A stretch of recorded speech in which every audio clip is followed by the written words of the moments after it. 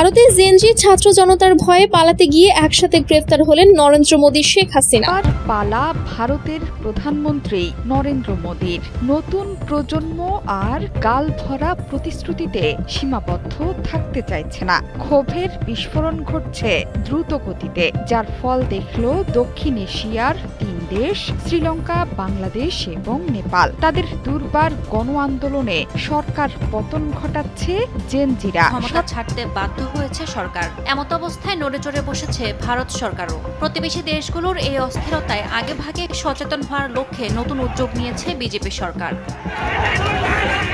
গণবিক্ষোভ ঠেকাতে কেন্দ্রীয় স্বরাষ্ট্রমন্ত্রী অমিত শাহ এক বিশেষ নির্দেশনা দিয়েছেন। গত জুলাইয়ে দিল্লিতে গোয়েন্দা সংস্থা নিরাপত্তা কনফারেন্সে তিনি বলেন, 1974 সালের পর দেশে যত বড় আন্দোলন হয়েছে তার কারণ, অর্থায়ন আর ফলাফল খুঁজে দেখতে হবে। দায়িত্ব দেওয়া হয় পুলিশের গবেষণা ও উন্নয়ন ব্যুরো BPRND-কে। এরই মধ্যে একটি বিশেষ টিম গঠন করা হচ্ছে বলে জানিয়েছে দেশটির প্রশাসন। তারা রাজ্য পুলিশের CID রিপোর্ট আর পুরানো মামলার নথি ঘেঁটে আন্দোলনের কারণ বের করার নির্দেশ দিয়েছে। কারা আন্দোলনের পেছনে ছিল, অর্থ কোথা থেকে এসেছে, সেই তথ্য দিয়েই তৈরি হবে ভবিষ্যতের স্ট্যান্ডার্ড অপারেটিং প্রসিডিউর বা একটি মানসম্মত সুষ্ঠু প্রক্রিয়া। আন্দোলনের কেন্দ্রবিন্দুতে রয়েছে সাধারণ ছাত্র জনতা, ঠিক যেমনটা হয়েছিল বাংলাদেশে ছাত্র আন্দোলনের ঝড়ে শেখ হাসিনার পতন হয়েছিল। তিনি পালিয়ে গিয়ে আশ্রয় নিয়েছিলেন ভারতে, আর সেই ভারতের ভিতরেই আজ একই দৃশ্য দেখা যাচ্ছে। ফলে শেখ হাসিনার মুখ যেন বিবর্ণ হয়ে গেছে। তিনি মোদীকে পাশে নিয়ে সাংবাদিকদের সামনে চোখ মুছতে মুছতে বলেছেন, আমি যা ভেবেছিলাম ভারতের মাটিতে নিরাপদে আছি, আজ সেই মাটিতেই আগুন জ্বলছে। অন্যদিকে ভারতের প্রধানমন্ত্রী নরেন্দ্র মোদীও নিজেও দিশেহারা। রাষ্ট্রীয় নিরাপত্তা বাহিনী দিয়ে একের পর এক অভিযান চালালেও আন্দোলনের আগুন দমন করা যাচ্ছে না। দিল্লির লালকেল্লা ঘিরে লক্ষাধিক ছাত্র জনতা অবস্থান নিয়েছে। পুলিশের লাঠিচার্জ আর টিয়ার গ্যাসেও তারা পিছু হটছে না, বরং প্রতিদিন আন্দোলনের সংখ্যা বাড়ছে। রাজনৈতিক বিশ্লেষকরা বলছেন, ভারতের জনগণ দীর্ঘদিন ধরে মোদী সরকারের একের পর এক সিদ্ধান্তে ক্ষুব্ধ। বিশেষ করে ওয়াকফ সংশোধনী আইন, মণিপুরে অশান্তি, আসামের অভিবাসী সংকট আর লাগামহীন মূল্যস্ফীতির কারণে সাধারণ মানুষের ভোগান্তি চরমে পৌঁছেছে। এরই মধ্যে বাংলাদেশের শেখ হাসিনার পতন ভারতের সাধারণ মানুষের মনে এক নতুন সাহস জাগিয়েছে। তারা বিশ্বাস করছে, জনতার শক্তি যদি প্রতিবেশী দেশে স্বৈরাচার ভেঙে ফেলতে পারে, তাহলে ভারতে কেন সম্ভব নয়। এদিকে আন্তর্জাতিক মহলেও পরিস্থিতি নিয়ে ব্যাপক আলোচনা শুরু হয়েছে। এবার ক্ষমতার চাচ্ছেন নরেন্দ্র মোদী। জেনজির বয়ে নরেন্দ্র মোদী ও অমিত শাহ পদত্যাগ করার সিদ্ধান্ত নিয়েছেন।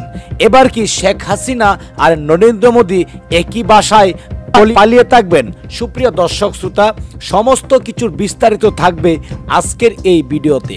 ইতিমধ্যেই ভিডিও শুরুতেই যে বিশেষ অংশগুলো দেখিয়ে আজকের এই ভিডিও শুরু করেছি, সম্পূর্ণ ভিডিওটি প্রমাণ সহকারে থাকছে আজকের এই ভিডিওতে। বাংলাদেশ এবং নেপালের পর ভারতের উত্তেজনা যেন থামছেই না। শুধু তাই নয়, এবার পাকিস্তান আর সৌদি আরব এক হয়েছে। তারা চুক্তিতে স্বাক্ষর করেছে, যদি পাকিস্তানকে ভারত আক্রমণ করতে চায় তাহলে শুধু পাকিস্তান না, পাকিস্তানের সাথে সাথে সৌদি আরবও ভারতকে আক্রমণ করবে। সুপ্রিয় দর্শক শ্রোতা, আজকের এই ভিডিওটি অত্যন্ত গুরুত্বপূর্ণ হতে যাচ্ছে। কে কোন জেলা থেকে আজকে আমাদের এই ভিডিওটি দেখছেন অবশ্যই কমেন্টসের মাধ্যমে জানিয়ে দিন। দয়া করে আজকের এই ভিডিওটি আপনার সোশ্যাল মিডিয়াতে শেয়ার করে দিন।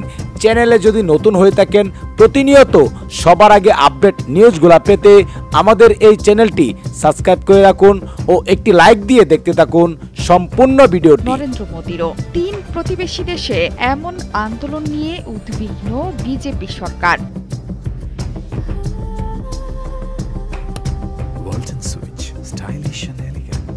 হিন্দুত্ববাদী দলটির ভয়, জেনজিদের আন্দোলনের জোয়ার উঠবে ভারতেও। চলমান পরিস্থিতিতে কেন্দ্রীয় স্বরাষ্ট্রমন্ত্রী অমিত শাহের এক নির্দেশনার কথা বলছে ভারতীয় গণমাধ্যম ইন্ডিয়ান এক্সপ্রেস।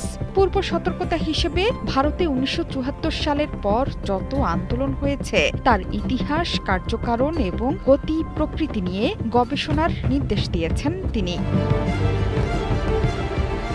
ভবিষ্যতে স্বার্থান্বেষী গোষ্ঠীর ব্যাপক আন্দোলন ঠেকানোর পদক্ষেপ হিসেবে কেন্দ্রীয় স্বরাষ্ট্রমন্ত্রী অমিত শাহ ভারতের পুলিশ গবেষণা ও উন্নয়ন ব্যুরোকে একটি স্ট্যান্ডার্ড অপারেটিং প্রসিডিউর বা এসওপি তৈরি করতে দিয়েছেন নির্দেশনা। অর্থাৎ 1974 সালের পর যেসব আন্দোলন হয়েছে সেগুলো নিয়ে গভীরভাবে অধ্যয়ন করতে বলা হয়েছে এতে। এর মাধ্যমে আন্দোলনের কারণ, আর্থিক দিকসমূহ, চূড়ান্ত ফলাফল এবং পর্দার অন্তরালের ক্রীড়নকদের বিষয়ে বিশ্লেষণ করবে কর্তৃপক্ষ।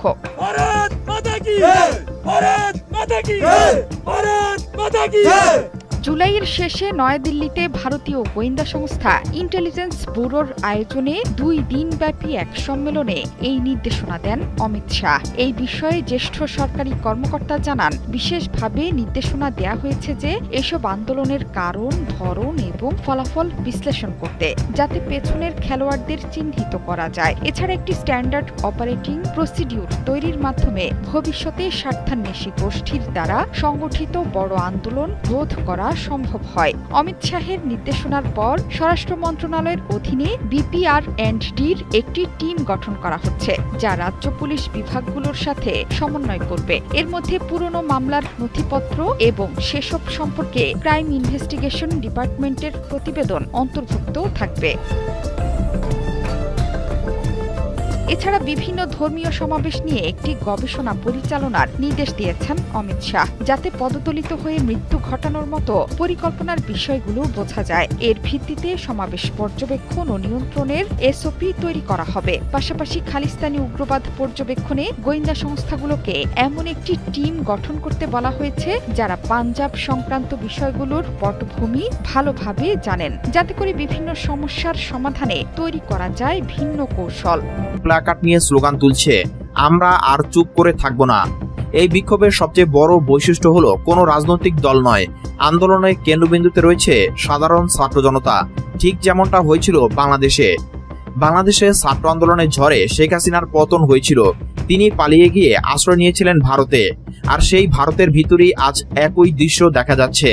ফলে শেখ হাসিনার মুখ যেন বিবর্ণ হয়ে গেছে।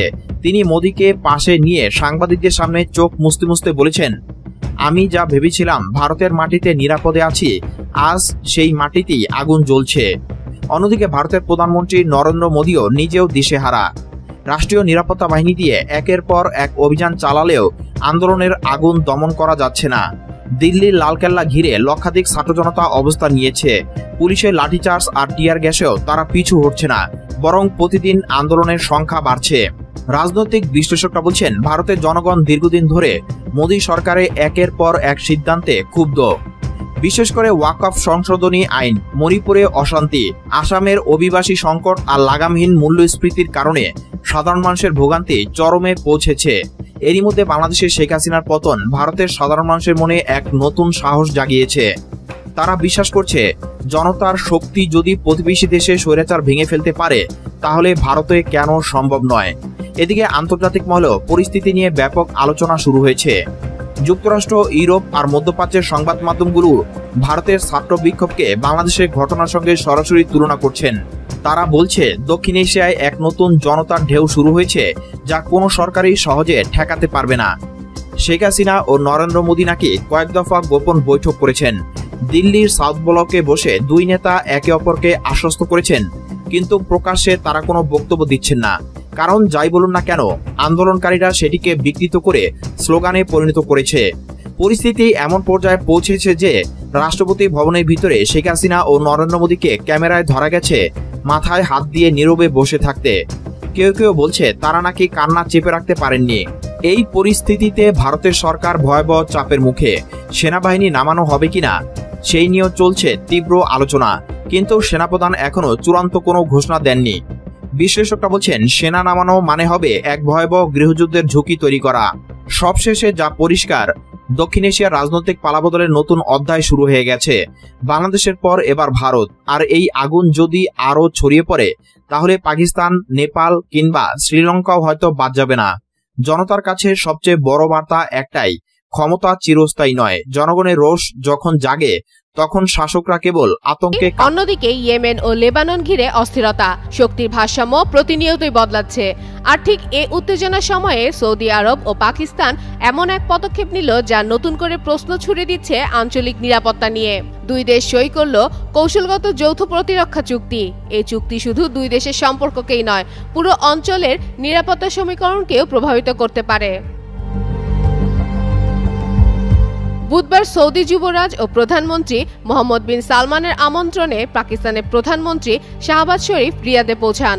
ইয়ামামা প্রাসাদে আনুষ্ঠানিক বৈঠকের পর দুই নেতা যৌথ প্রতিরক্ষা চুক্তিতে সই করেন। বৈঠকে দুই দেশের উচ্চপদস্থ প্রতিনিধিরাও উপস্থিত ছিলেন।